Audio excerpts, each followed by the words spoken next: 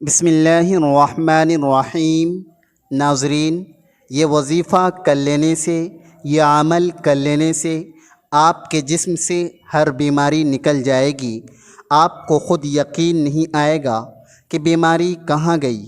ہر بیماری کا علاج اس قرآن پاک کی آیت میں موجود ہے۔ ناظرین، ویڈیو کو اسکیپ کیے بغیر پوری ویڈیو دیکھیں تاکہ یہ وظیفہ اچھے طریقے سے سمجھ میں آ جائے۔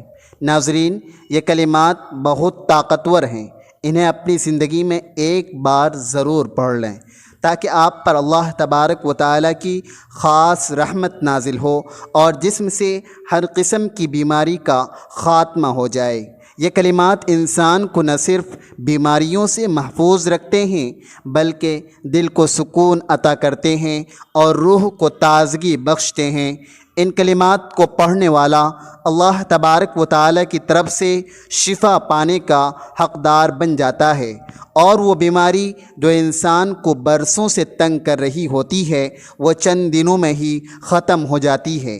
محترم ناظرین، جب ہم نبی کریم صلی اللہ علیہ وسلم کے ان اوصاف کو پڑھتے ہیں تو ہمیں اپنی زندگی کا محاسبہ کرنا چاہیے کہ ہم کتنے خود غرض ہو چکے ہیں۔ ذرا سی بات پر لڑ پڑتے ہیں، ذرا سنبھلنے پر فساد میں جا پڑتے ہیں، اور جب نعمتیں کم ہو جائیں تو شکوے شروع ہو جاتے ہیں۔ لیکن نبی کریم صلی اللہ علیہ وسلم نے تو ساری زندگی ایک معمولی بستر پر گزار دی۔ ایک روایت میں آتا ہے کہ حضرت عمر رضی اللہ تعالی عنہ جب نبی کریم صلی اللہ علیہ وسلم کے حجرے مبارک میں داخل ہوئے، آپ صلی اللہ علیہ وسلم ایک کھجور کی چٹائی پر آرام فرما رہے تھے، اور چٹائی کے نشان آپ کے جسم مبارک پر نمایاں تھے۔ یہ دیکھ کر حضرت عمر رضی اللہ عنہ کی آنکھیں نم ہو گئی۔ عرض کیا، یا رسول اللہ صلی اللہ علیہ وسلم، قیصر و کسریٰ بستروں پر ہیں اور آپ صلی اللہ علیہ وسلم جو کہ رحمت للعالمین ہیں اس چٹائی پر آرام فرما رہے ہیں۔ آپ صلی اللہ علیہ وسلم مسکرا کر فرماتے ہیں کہ عمر، کیا تم یہ نہیں چاہتے کہ ان کے لیے دنیا ہو اور ہمارے لیے آخرت؟ ناظرین، یہی وہ سبق ہے جسے ہمیں اپنی زندگی کا حصہ بنانا ہے۔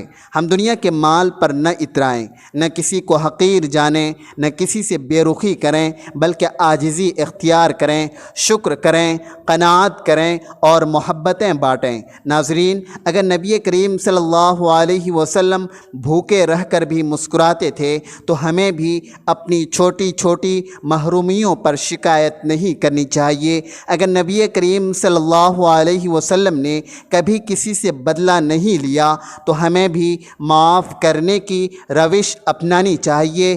اگر نبی کریم صلی اللہ علیہ وسلم نے سب سے زیادہ دوسروں کی فکر کی تو ہمیں بھی دوسروں کے لیے جینا سیکھنا چاہیے۔ یہی سیرت طیبہ ہے، یہی اصل مقام ہے، یہی اصل عشق ہے کہ ہم نبی کریم صلی اللہ علیہ وسلم کی زندگی کو پڑھیں، سمجھیں اور اپنائیں۔ ارشاد فرمایا، میرا دنیا سے کیا تعلق؟ دنیا میں میری مثال تو اس مسافر جیسی ہے جو تھوڑی دیر کے لیے کسی درخت کے سائے تلے ٹھہرتا ہے، پھر اسے چھوڑ کر اپنا راستہ لیتا ہے۔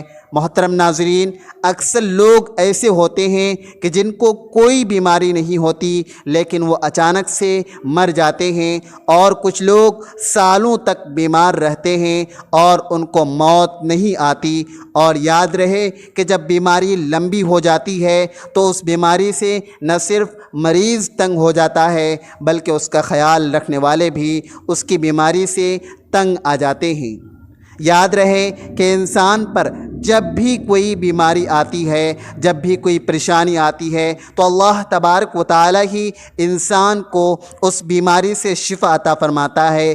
بعض اوقات شفا کسی ظاہری سبب سے حاصل ہوتی ہے اور بعض اوقات بغیر سبب ہی بیماری شفا یاب ہو جاتا ہے، لیکن یہ بات یاد رکھنے کی ہے کہ شفا تو اللہ تبارک و تعالیٰ ہی دیتا ہے۔ اللہ کے علاوہ وہ کون ہے ہے جو شفا دے سکے، اور اسی چیز کو اللہ تبارک و تعالیٰ نے قرآن پاک میں اس طرح بیان فرمایا ہے، وَإِذَا مَرِضْتُ فَهُوَ يَشْفِينِ۔ ترجمہ، اور جب میں بیمار پڑتا ہوں تو اللہ ہی مجھے شفا بخشتا ہے۔ اس لیے ہر مسلمان کے لیے ضروری ہے کہ وہ اپنی بیماری کے لیے شفا صرف اللہ تبارک و تعالیٰ سے ہی طلب کرے۔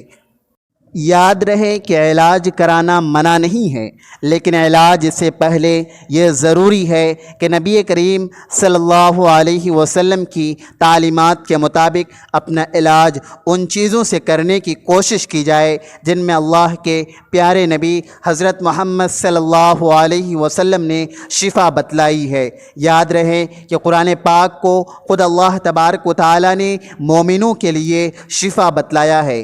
یوں فرمایا، وَتُنَزِّلُ مِنَ الْقُرْآنِ مَا هُوَ شِفَاءٌ وَرَحْمَةٌ لِّلْمُؤْمِنِينَ۔ ترجمہ، اور ہم قرآن سے وہ چیز نازل کرتے ہیں جو مومنوں کے لیے شفا اور رحمت ہے، لیکن افسوس کہ ہم لوگ قرآن پاک سے دور ہو چکے ہیں۔ آج کی ویڈیو میں آپ کو قرآن پاک ہی سے ایسا وظیفہ بتانے جا رہا ہوں کہ جس وظیفے کی برکت سے آپ کے جسم کے اندر کوئی بیماری نہیں رہے گی، انشاءاللہ ہر طرح کی بیماری سے آپ کو نجات ملے گی۔ یہ عمل بہت ہی پیارا عمل ہے جو کہ قرآنی عمل ہے۔ اس عمل سے اپنی بیماریوں کا علاج بھی کریں اور اپنے مریضوں کا علاج بھی اس عمل سے کریں۔ یہ عمل قرآن پاک کی کس آیت کا ہے، اس عمل کو آپ نے کیسے کرنا ہے، ہم آپ کو بتائیں گے۔ بیماری کی صورت میں سب سے پہلا جو کام ہے مسلمان کو کرنا چاہیے وہ ہے رجوع الی اللہ، یعنی جیسے ہی بیماری کا سامنا ہو تو 2 رکعت نماز صلاۃ الحاجت پڑھ کر اللہ تبارک و تعالی سے دعا مانگے اور اپنے لیے شفا طلب کرے۔ انشاءاللہ اس عمل سے اللہ تبارک و تعالی اپنے بندے کو شفا دے گا۔